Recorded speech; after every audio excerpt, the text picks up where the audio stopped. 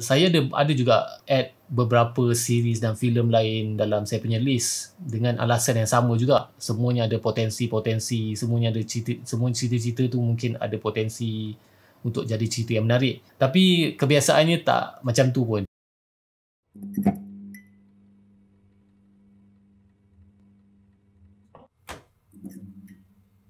Okay, Assalamualaikum dan selamat datang ke channel Kotak Nyaman. Okay, untuk video kali ni saya nak buat satu lagi review, dan review ni adalah review untuk satu series yang baru lagi rilis, baru keluar dekat Netflix. Dan series yang saya akan buat review ni adalah series yang bertajuk Shadow and Bone. Okay, sebelum saya teruskan, saya nak minta anda untuk subscribe dan like channel Kotak Nyaman supaya saya dapat hasilkan lebih banyak lagi konten-konten review-review filem dan review-review series untuk anda pada masa akan datang.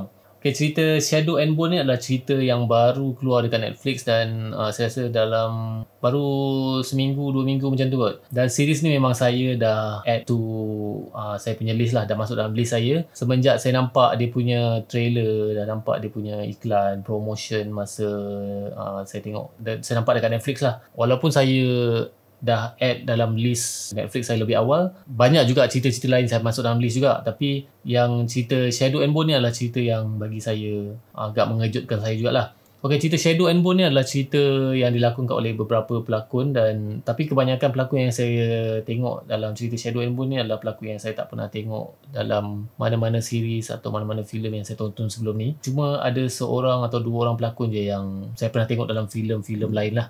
So, pelakon-pelakon utama yang berlakon dalam cerita Shadow and Bone ni adalah seperti J.C. Malley, Archie Rennock, Freddie Carter, Amita Suman dan juga Ben Barnes. Pengarah untuk cerita Shadow and Bone ni diarahkan oleh beberapa pengarah. Tak silap saya ada 4 pengarah untuk cerita Shadow and Bone ni. Dan setiap episod diarahkan oleh, setiap 2 episod tak silap saya diarahkan oleh oleh pengarah yang berlainan.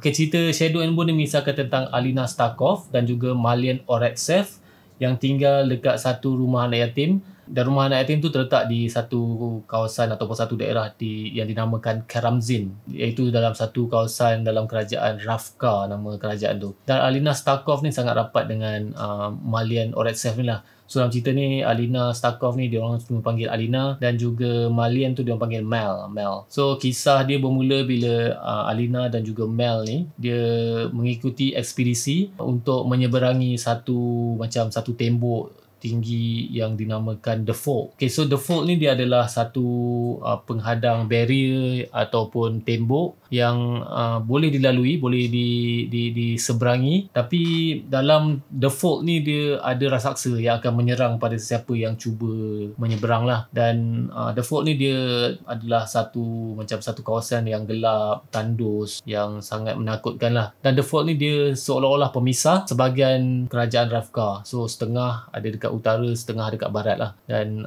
The Fold ni dia di antara utara dan barat Ravka. Dan ekspedisi untuk merentas The Fold ni sebenarnya untuk menghantar barang import-export macam tu lah. Dia orang terpaksa rentas The Fold ni untuk menghantar ataupun menerima barang.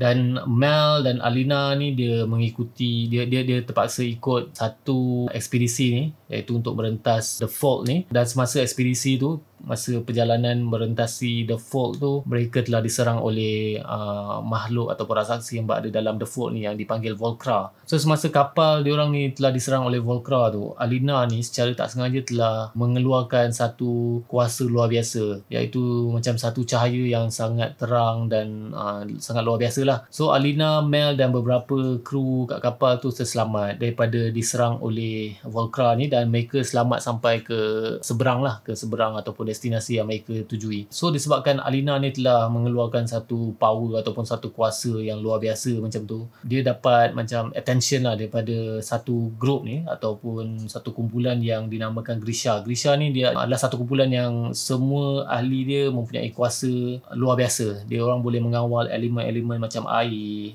angin, dan Alina ni dia boleh kawal cahaya. Dan orang yang boleh kawal cahaya ni sangat orang kata memang tak pernah dijumpai lah, sangat rare lah. Dan Alina mempunyai kuasa tu dan mendapat orang kata perhatian ketua Grisha sendiri, iaitu The Darkling. So ketua Grisha iaitu The Darkling ni diarahkan askar-askar dia untuk bawa Alina ni ke istana kecil yang berada di Os Alta. Dan Mel pula dia tinggal sebab dia cedera semasa diserang, kapal dia diserang semasa diorang cuba menyeberangi The Fog. Dan Duckling ni pula dia bawa Alina ke istana kecil tu disebabkan dia percaya yang Alina ni punya power akan bantu mereka untuk menewaskan ataupun menghapuskan The Fog, iaitu tembok besar yang diorang seberang selama ni. So kalau korang nak tahu apa yang terjadi kepada Mel, Alina dan juga kumpulan Grishan yang diketuai oleh The Duckling ni, dan adakah diorang mampu untuk menghapuskan tembok besar yang bernama The Fog tu, korang kena tengok cerita Shadow and Bone. Okay, so untuk cerita Shadow and Bone ni, daripada awal lagi saya dah cakap yang cerita ni memang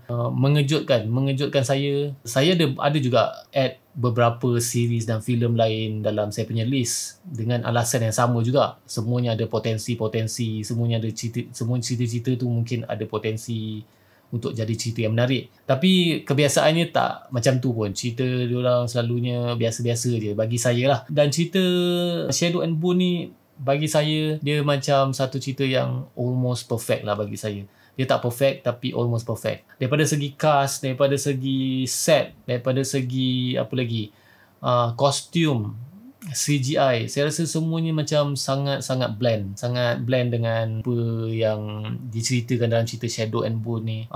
Saya sangat tertarik dengan lakonan setiap pelakon, terutamanya pelakon utama iaitu JC Mailey yang terbaik lah. JC Mailey, Archie Rennock, siapa lagi, Ben Barnes, memang sangat awesome dalam cerita Shadow and Bone ni. So kepada korang yang nak tahu, Alina Starkov dilakonkan oleh JC Mailey, Mel dilakonkan oleh Archie Rennock dan juga The Duckling dilakonkan oleh Ben Barnes. Sebenarnya ada banyak watak lain yang sangat kuat juga dalam cerita ni. Ada beberapa watak lain yang sangat kuat juga dalam cerita Shadow and Bone ni. Tapi saya sangat tertarik dengan satu watak iaitu Cass Breaker, lakonan Freddie Carter. Lakonan dia sangat terbaik lah bagi saya. Saya suka dia punya ekspresi muka, cara dia bercakap, semuanya rasa macam sangat terbaik lah.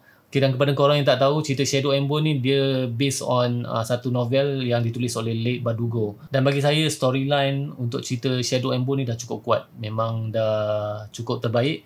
Ditambah pula dengan lakonan, dengan set yang sangat awesome, dengan kostum, sinematografi yang bagus. Bagi saya dia almost perfect lah. Walaupun tak perfect tapi bagi saya sangat terbaik. So senang cakap cerita Shadow and Bone ni dia macam gabungan beberapa drama ataupun filem yang korang pasti pernah dengar, macam Lord of the Ring, Game of Thrones, Harry Potter, dan juga The Witcher, series yang juga keluar daripada Netflix. Dia macam gabungan keempat-empat filem dan series ni. Dia ada magic, dia ada adventure dia ada karakter-karakter yang sangat unik, sangat kuat. Dan saya rasa cerita Shadow and Bone ni adalah salah satu cerita yang berjaya yang dikeluarkan oleh Netflix. Untuk rating cerita Shadow and Bone ni saya akan bagi rating 9/10. Okay, so kepada korang yang nak tonton cerita Shadow and Bone ni, korang boleh masukkan cerita ni dalam list.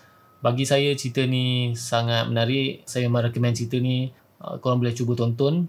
Tapi untuk kanak-kanak korang kena jaga-jagalah. Ada sedikit scene, ada certain scene yang kurang sesuai untuk kanak-kanak lah. So kepada korang yang belum subscribe channel Kotak Nyaman, saya nak minta anda untuk subscribe dan like channel Kotak Nyaman supaya saya dapat hasilkan lebih banyak lagi review-review filem dan review-review series untuk anda pada masa akan datang. Terima kasih kerana menonton channel Kotak Nyaman. Assalamualaikum.